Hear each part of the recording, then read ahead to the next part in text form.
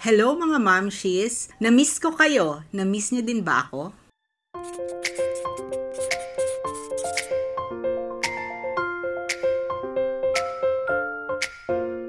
For this session, tatalakayin natin ang PCOS. Sa mga nag-aantay dyan ito na yung pinaka-aantay nyong topic. PCOS or PCOS stands for Polycystic Ovarian Syndrome. So, first of all, let us make some clarifications. Magkaiba po ang polycystic ovaries na nakikita natin sa ultrasound at PCOS or polycystic ovarian syndrome. When we say syndrome, we are referring to a group of signs or symptoms which make up a disease. Pag sinabi po nating PCOS, we are referring to at least 2 of the 3 following symptoms using Rotterdam's criteria. So, ano ba yung symptoms na kasama sa Rotterdam's criteria?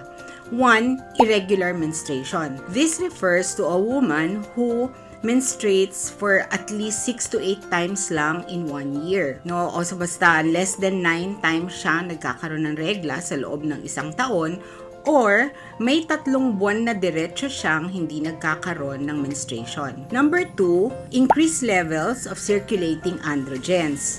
So, paano mo naman malalaman na increase ang level ng circulating androgens mo? If you have a breakout of acne, if you have excess body hair, lalo na yung mga tumutubong mustache, sideburns, mga ganon, or may falling hair, this would be evidence of increased levels of androgen. And third, polycystic appearance or morphology of the ovaries on ultrasound, as you will see on the screen. So therefore, it follows na as a sole finding, pag sinabi ng ultrasound ninyo o nakita nyo nakasulat doon, polycystic ovaries or polycystic ovarian morphology, pero regular ang mens mo at wala ka namang breakout ng acne, walang excess body hair or falling hair, then hindi ka malilabel as PCOS kasi sabi ko nga kanina, ang PCOS is a syndrome. So, you have to have 2 out of the 3 criteria.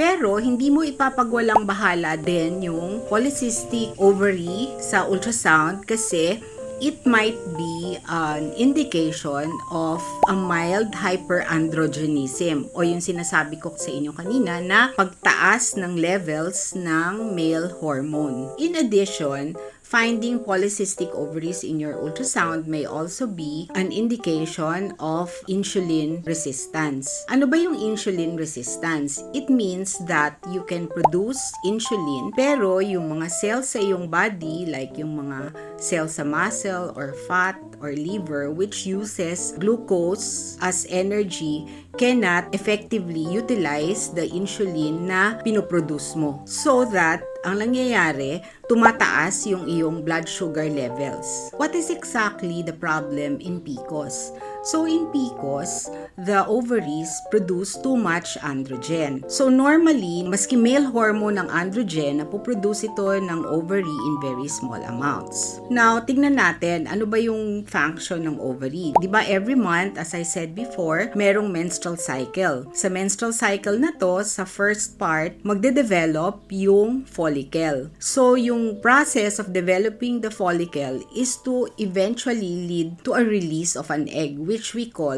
ovulation. So, pag may PCOS, hindi nangyayari na may isang follicle na magde-develop. Ang nangyayari, maraming small follicles, about 4 to 9 millimeters, na nakikita sa ovary. So that, hindi na-achieve yung perfect level or combination ng estrogen and LH, FSH, and other hormones which regulate the menstrual cycle. So, hindi magiging capable of releasing an egg. So, if walang ovulation, nade-delay din ng sobra-sobra ang menstruation. So, the exact cause of why the ovaries produce more androgens is not really known, but it is associated with an increased secretion of LH, which is a hormone produced by the pituitary gland. And also, associated din siya with insulin resistance. There are also studies which say that it might also be genetic. In addition, obesity and hyperlipidemia has been associated with PCOS.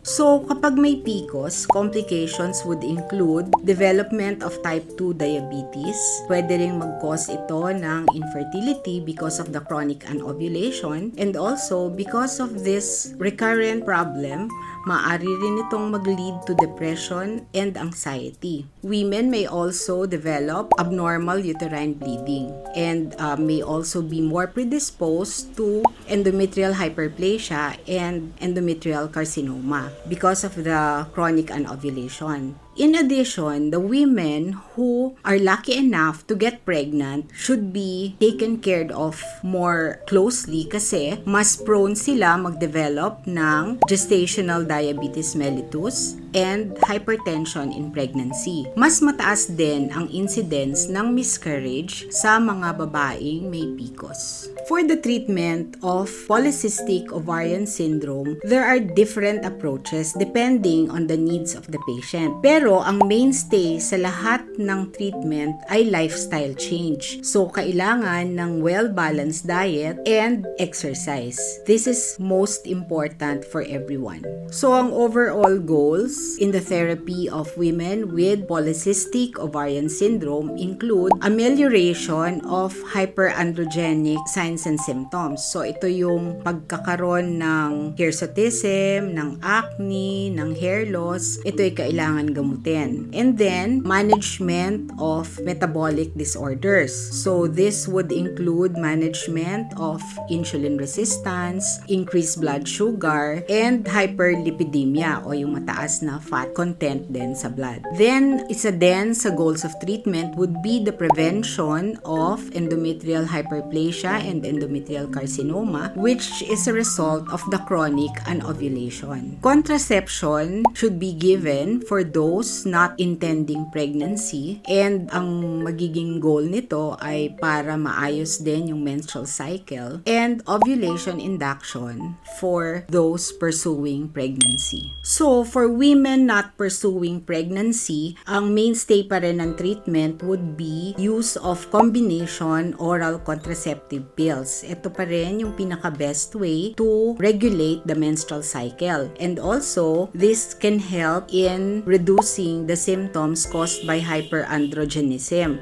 So, I'm referring to acne, hair loss, excess body hair. May mga cases naman na yung isang babae ay hindi maaaring gumamit ng hormones na may estrogen. So, in cases like that, pwede ring ma-cycle yung menstruation with the use of progestin-only pills. For those who would want to have their regular menstrual cycles back but they do not also want to get pregnant, aside from the use of oral contraceptive pills, maaari din o dapat din silang mag-lose ng weight, no? Because weight loss is a very important aspect in the treatment of PCOS. For women pursuing pregnancy, una muna na aayusin dapat yung cycle ng kanyang menstruation before sumubok magbuntis. Kasi usually, pag umayos na yung cycle ng regla niya, ay bumabalik na rin yung kanyang pangingitlog. In women who are obese, again, napaka-importante ang weight loss. Kasi usually, most of the time, even without the help of medications, if you lose much weight that would bring you back to your ideal body weight, ay maaaring bumalik ang ovulatory cycle. So, as I said before, the mainstay for everyone is diet and exercise. Ngayon, dun sa mga gustong magbuntis, nag-diet and exercise na sila, nag-regulate na sila ng cycle nila,